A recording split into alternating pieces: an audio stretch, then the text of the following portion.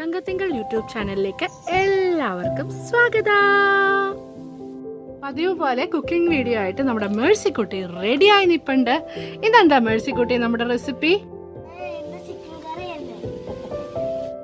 ഇന്നത്തെ നമ്മുടെ റെസിപ്പി വറുത്തരച്ച കോഴിക്കറി. ഇൻഗ്രീഡിയൻസ് എന്തൊക്കെയാണെന്ന് പരിചയപ്പെടുത്താം. എല്ലാവരും സ്കിപ്പ് ചെയ്യാതെ മുഴുവനായിട്ട് കാണണേ. വറുത്തരച്ച കോഴിക്കറിക്കുള്ള ഇൻഗ്രീഡിയൻസ് അമ്മ പറഞ്ഞു തരികയാണേ. ഇതെന്തോരം അമ്മ? ഒരു മുറി തേങ്ങ, ഇഞ്ചി എന്തോരം ഉണ്ടാവും? ഒരു 2 പീസ് ഇഞ്ചി, വെളുത്തുള്ളി ഒരു കുടം ഉണ്ടാവും അല്ലേ? ഒരു ചെറിയ കുടം, ഒരു സവോള, പച്ചമുളക് ഒരു 4 എണ്ണം ഉണ്ട് അല്ലേ? മല്ലി, മുളക്, വറ്റൽമുളക്, കറിവേപ്പില, പട്ട. ഇനി മസാലയാണ് പട്ട, ഏലക്ക, ജാതിപത്രി, കുരുമുളക്, കരയാമ്പൂ. ഇനി നമുക്ക് മസാല പൊടികൾ നോക്കാം. മഞ്ഞൾപ്പൊടി, ഗരം മസാല പൊടി, മുളക് പൊടി, മല്ലിപ്പൊടി. ഇത് നമ്മളുടെ മെയിൻ ഇൻഗ്രീഡിയന്റ് ചിക്കൻ. നമ്മൾ ഇതൊരു ചിക്കൻ മുഴുവനായിട്ട് എടുത്തിട്ടുണ്ട് കേട്ടോ. ആദ്യമായിട്ട് നമ്മൾ തേങ്ങ വറുത്തരക്കുവാണ്. അതിനുവേണ്ടി ചട്ടി ചൂടാക്കുക. അതിനുശേഷം നമ്മൾ മസാല ആദ്യം ഇടുകയാണ്. കുരുമുളക്, പട്ട, കരയാമ്പൂ, ഏലക്ക, പിന്നെ ഒരു ജാതിപത്രി, ഇത്രയും നമ്മൾ ഇട്ടിട്ടുണ്ട്. ഇതിലേക്ക് തേങ്ങ ചേർക്കുവാണ്.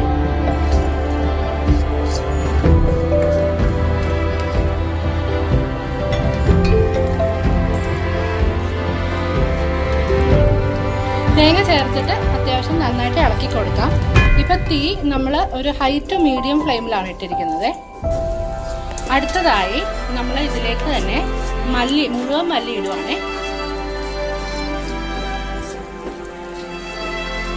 നന്നായിട്ട് ഇളക്കി കൊടുത്തതിന് ശേഷം വറ്റൽമുളക് ഇടാം. അടുത്തതായി വെളുത്തുള്ളി ഇടാം.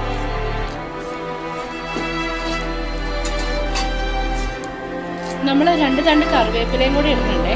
കാരണം എൻ്റെ ചാച്ചന്, അതായത് തങ്കത്തിൻ്റെയും നിങ്ങളുടെ ഫാദറിന് കറിവേപ്പില കാണാൻ പാടില്ല കറിയിൽ. അപ്പം നമ്മൾ ഈ അരച്ച് ചേർക്കണതിൻ്റെ കൂടെ മിക്കവാറും അതൊക്കെ ഇടാതെ തേങ്ങ അത്യാവശ്യം ഗോൾഡൻ ബ്രൗൺ കളറാവണ വരെ നന്നായിട്ട് ഇളക്കി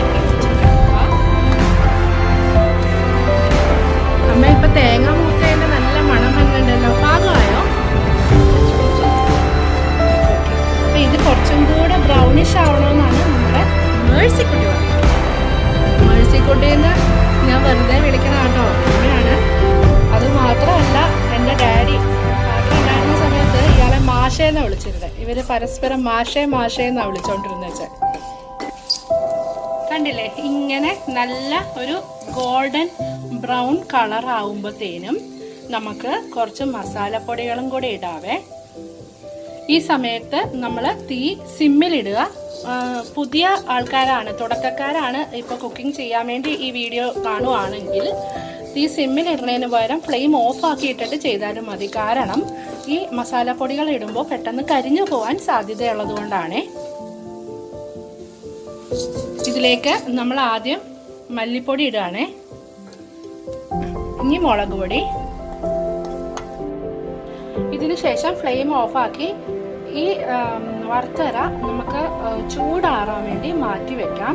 ചൂടാറിയതിന് ശേഷം നമ്മളിത് മിക്സിയിൽ പൊടിച്ചതിന് ശേഷമാണ് കറിയിലേക്ക് ഇടുന്നത്. അടുത്തതായി ചിക്കൻ കറി ഉണ്ടാക്കാൻ നമുക്കൊരു ചട്ടി ചൂടാക്കിയിട്ട് അതിലേക്ക് എണ്ണ ഒഴിക്കാം. നമ്മളിവിടെ മൺചട്ടിയാണ് യൂസ് ചെയ്യുന്നത്. എണ്ണ ചൂടായി കഴിയുമ്പോൾ അതിലേക്ക് കടുക് ഇടുക. കടുക് പൊട്ടി തുടങ്ങുമ്പോൾ നമ്മൾ അതിലേക്ക് ഇഞ്ചി ഇടുവാണ്.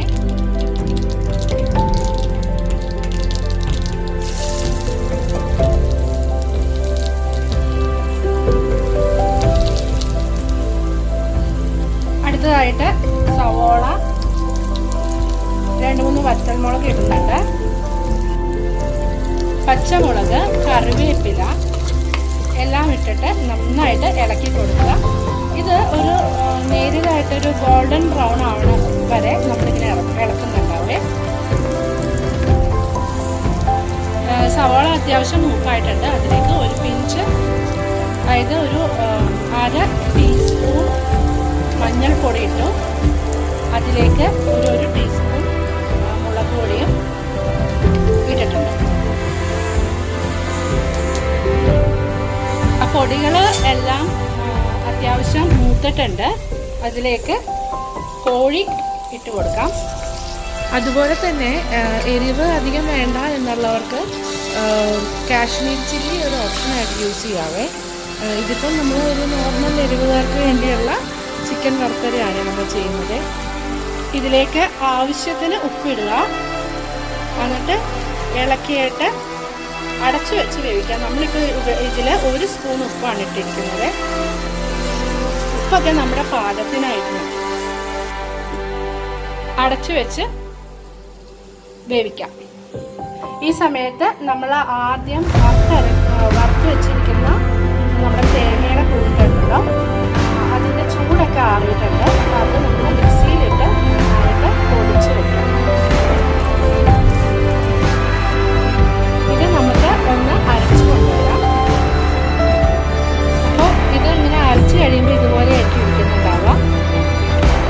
ഇനി ഇത് നമുക്ക് കുക്കിംഗ് ചെയ്യുന്ന കോഴി കറിയിലേക്ക് ഒഴിക്കാം.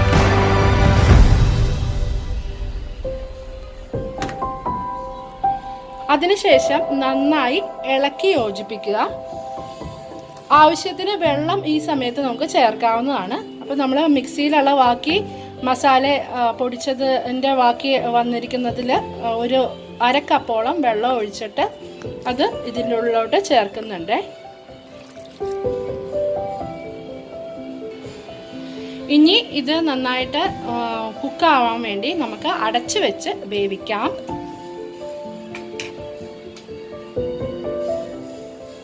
20 മിനിറ്റോളം മീഡിയം ടു ഹൈ ഫ്ലെയിമിൽ വേവിച്ചതിന് ശേഷം ഉപ്പ് പാകം നോക്കുക.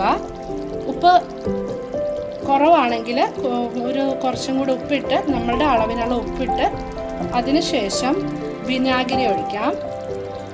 ചിലവർ തക്കാളി ഒഴിക്കാറുണ്ട്, പക്ഷെ നമ്മളിവിടെ പണ്ടോട്ടെ വിനാഗിരിയാണ് ഉപയോഗിക്കാറ്. വിനാഗിരി ഇപ്പോൾ അളവ് വേണം എന്നുള്ളവർക്ക് നമ്മൾ ഓൾമോസ്റ്റ് ഒരു 1-1.5 ടേബിൾ സ്പൂണോളം വിനാഗിരി ഒഴിക്കാവുന്നതാണ്.